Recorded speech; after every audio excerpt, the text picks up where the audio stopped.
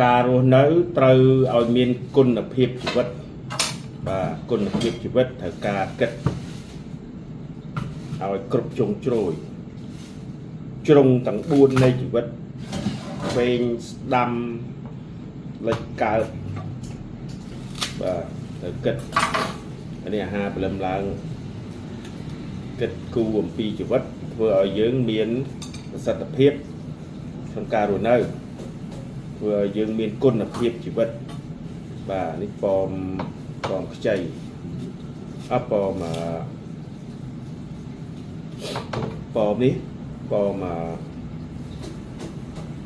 គេថាពណ៌ខៀវបាទចឹងការរស់នៅត្រូវមានគុណភាពជីវិតបាទដាក់ចឹងមកអានេះបន្តិចផ្លោកអាក្រហម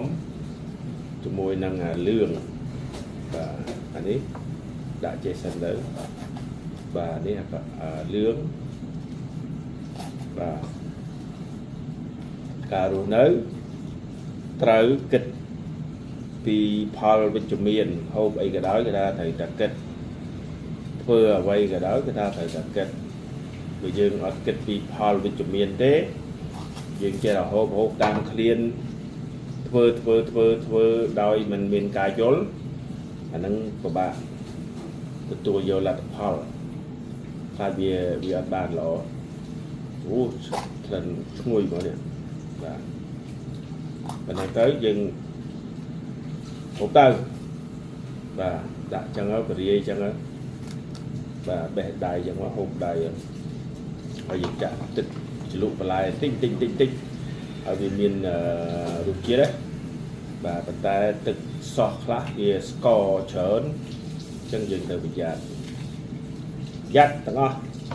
ដើម្បីឲ្យគុណភាពជីវិតយើងល្អប្រសើរបាទយើងទៅប្រើការគិតបាទនេះប្រេងអូលីវនេះអានេះសម្រាប់ស៊ូបន្លែហ្មងបាទយើងស៊ូកងហ្នឹងទៅបាទគួរនេះបន្លែមួយទៀតនេះបន្លែនេះឈុតទៀត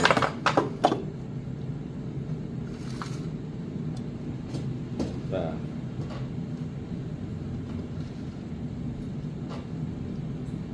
ជីវិតយើងរស់ឲ្យមានន័យបាទហើយគ្មានជីវិតណាថ្លៃជាងជីវិតណាទេបាទដូចគ្នាថ្លៃដូចគ្នាបាទជីវិតយើងគ្រប់គ្នានឹងថ្លៃដូចគ្នាបាទដាក់ជាមករួយជាមក